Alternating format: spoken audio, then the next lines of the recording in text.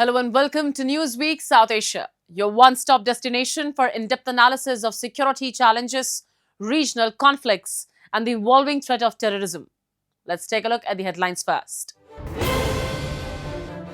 India rebukes Pakistan at UN, dismisses false narrative on Operation Sindoor.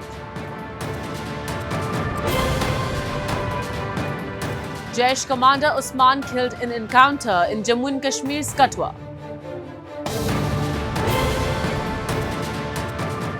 And as Bangladesh heads to national polls, young voters seek stability and change. India has delivered one of its sharpest rebukes yet to Pakistan at the United Nations Security Council, accusing Islamabad of abusing global platforms to push a divisive agenda while presiding over democratic collapse and state-sponsored terrorism at home.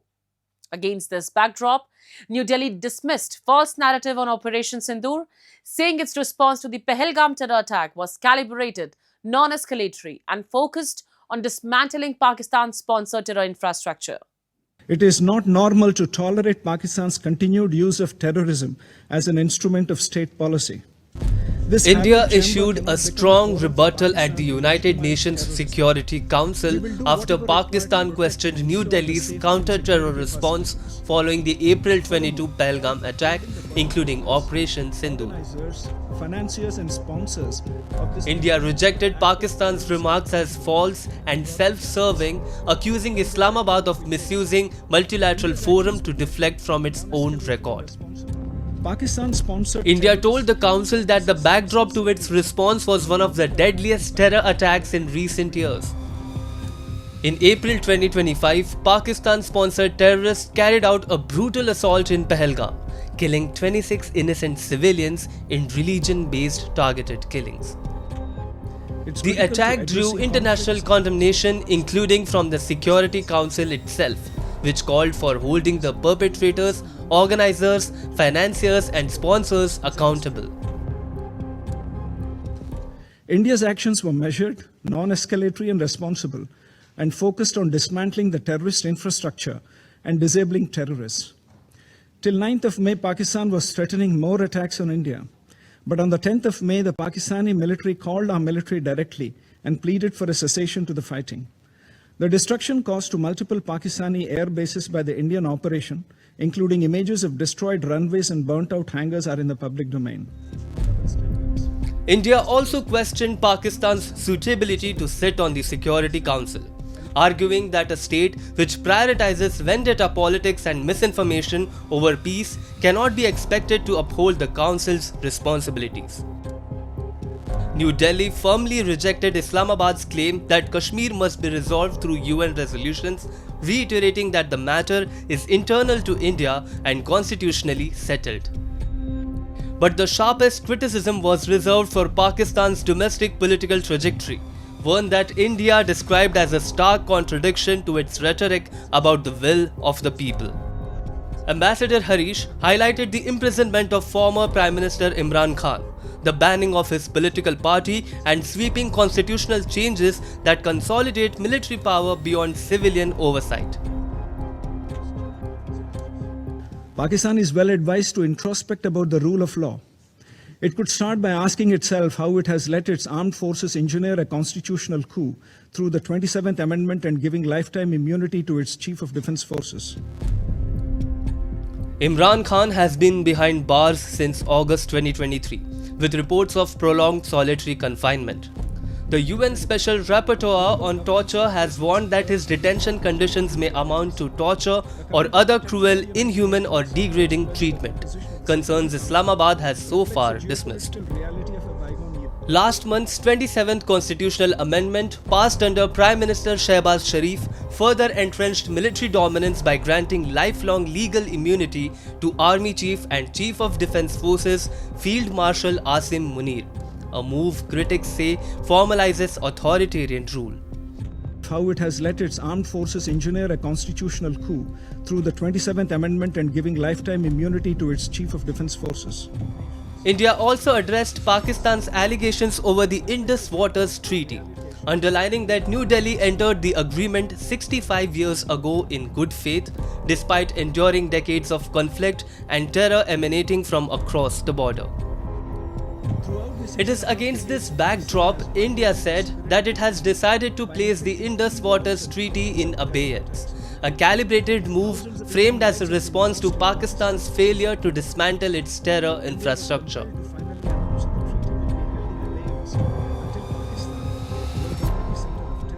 India had entered into the Indus Waters Treaty 65 years ago in good faith, in a spirit of goodwill and friendship. Throughout the 6.5 decades, Pakistan has violated the spirit of the treaty by inflicting 3 wars and thousands of terror attacks on India. Thousands of Indian lives have been lost in Pakistan-sponsored terror attacks. India was compelled to finally announce that the treaty will be held in abeyance until Pakistan, a global epicenter of terror, credibly and irrevocably ends its support for cross-border and all other forms of terrorism. India concluded its intervention with an unambiguous warning that terrorism will be met with resolve, not restraint.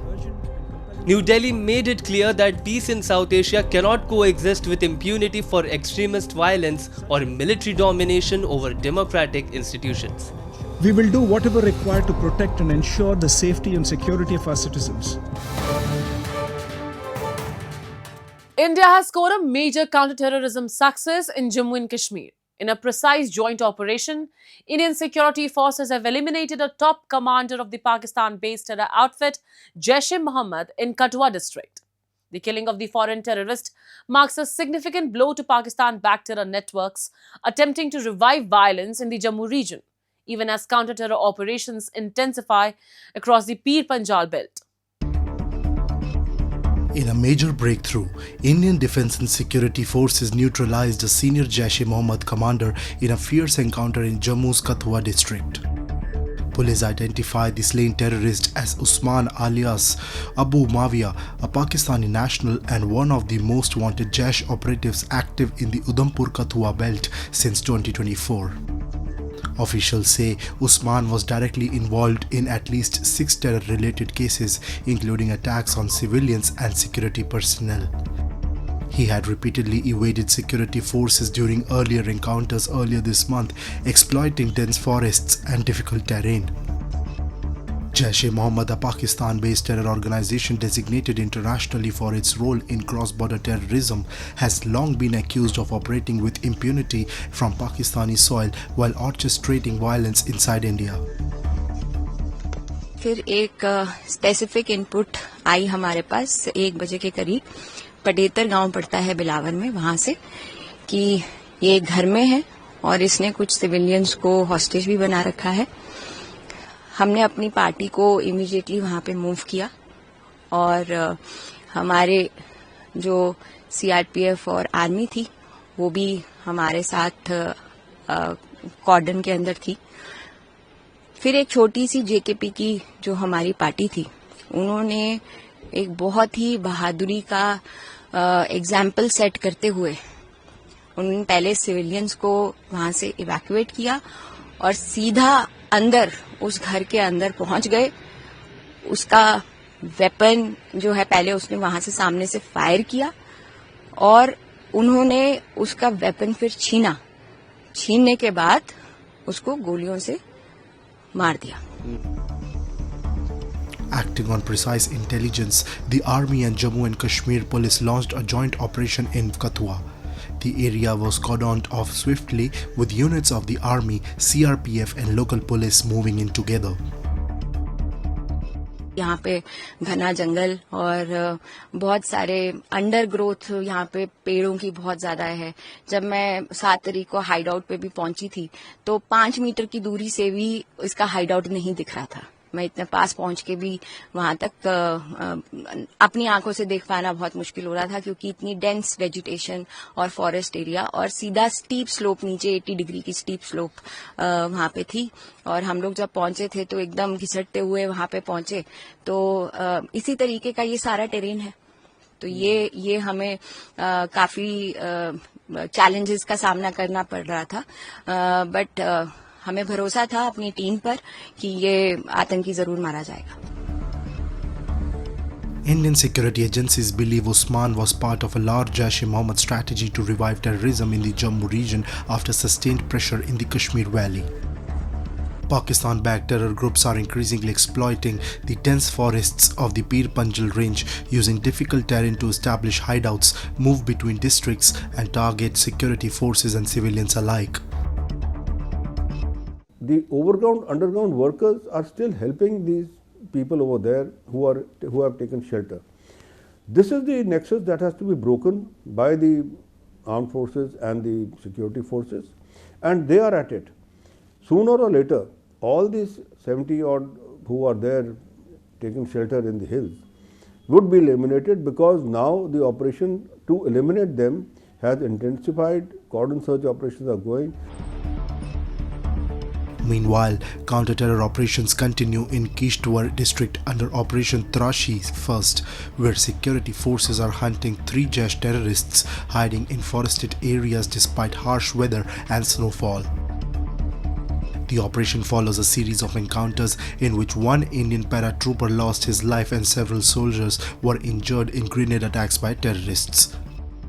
From Kathua to Kishtwar, security forces have stepped up surveillance, tracking and precision strikes, signaling a clear shift from reactive responses to proactive domination of terrain.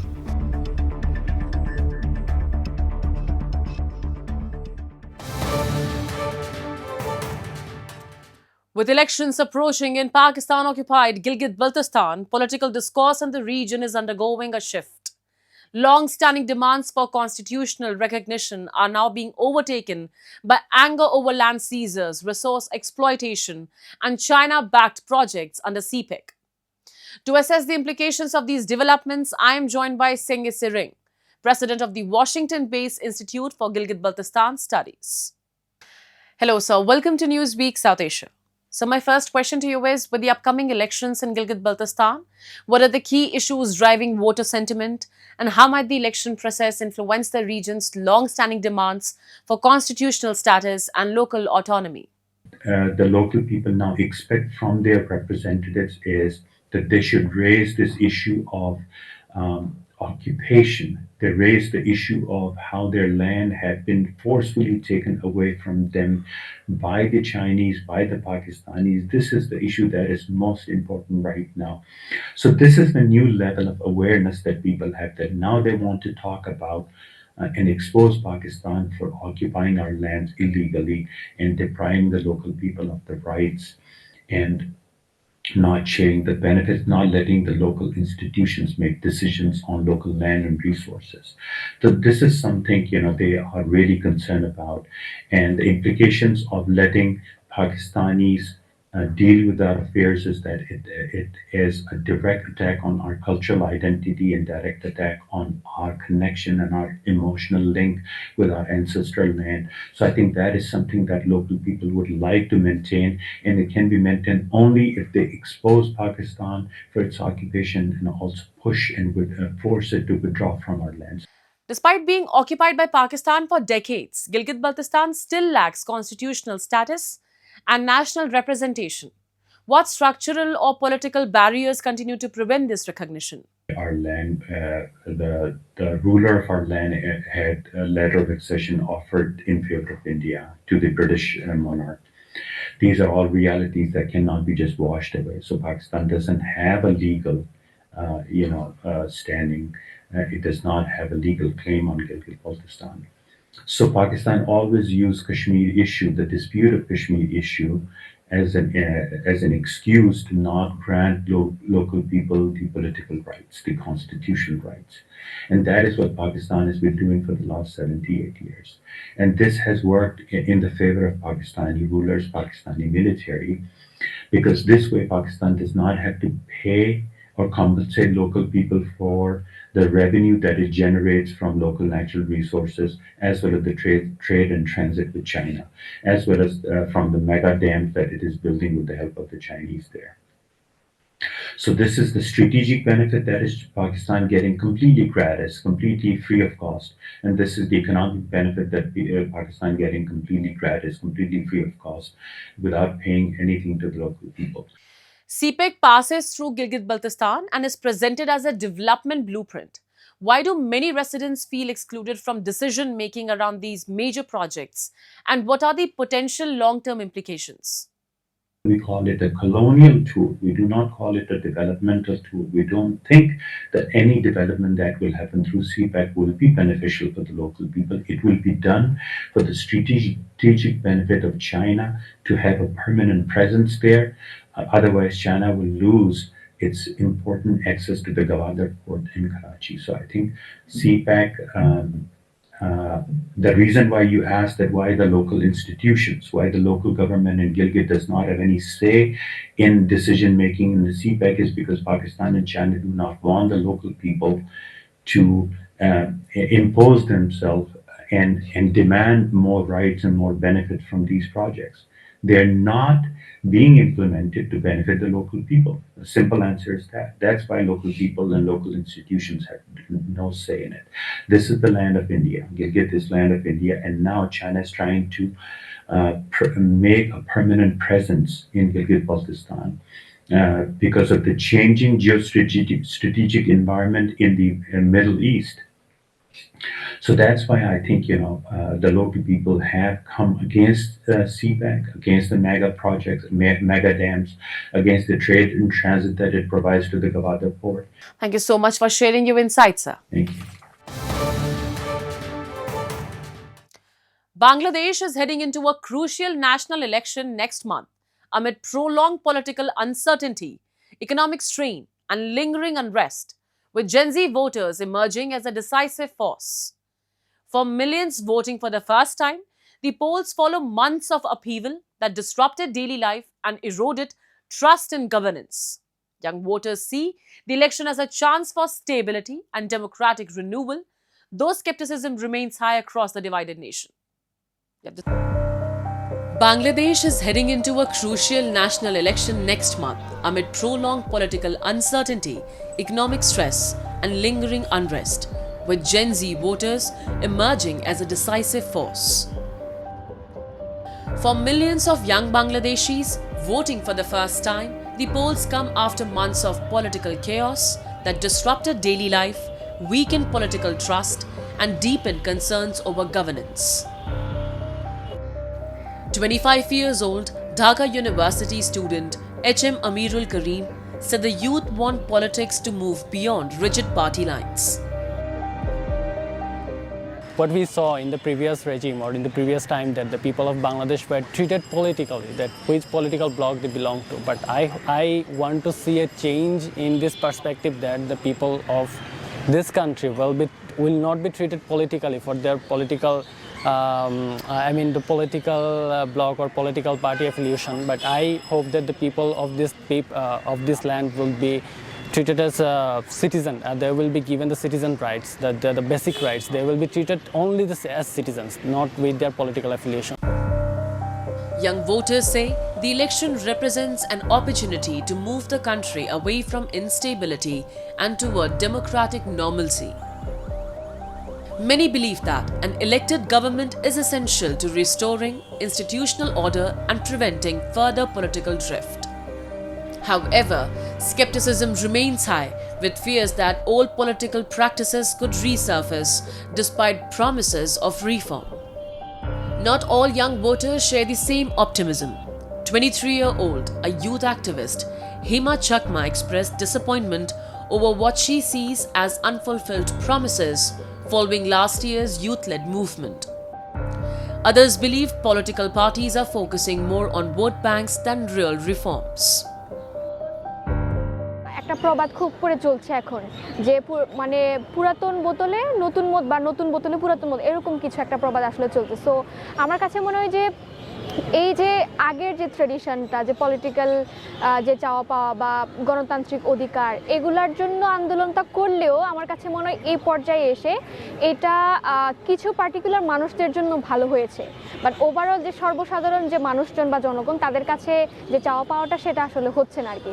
আমার কাছে মনে হয় যে ওই আগের ধারাটাই চলছে এখনও, বরং আমার কাছে মনে হয় যে এই নতুন বাংলাদেশ আমরা যেটার কথা বলছি সেটার অবস্থা আরও বেশি খারাপ হয়ে গিয়েছে।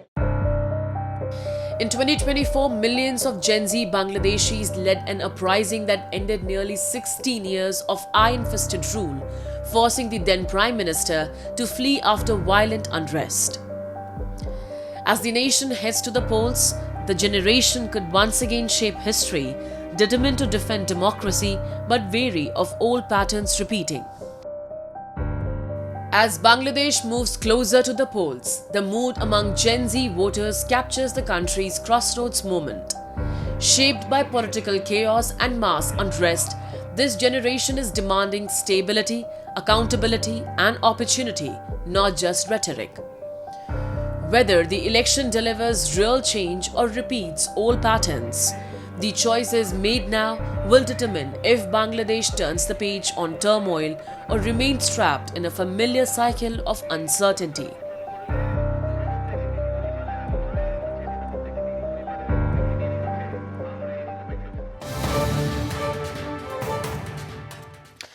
And with that, we come to the end of this edition of Newsweek South Asia. We'll be back next week with more news, views, and analysis from the subcontinent. Meanwhile, do keep writing to us at nwsa@nin.com. This is Shivangi Mishra signing off on behalf of the entire team of Newsweek South Asia. Goodbye and take care.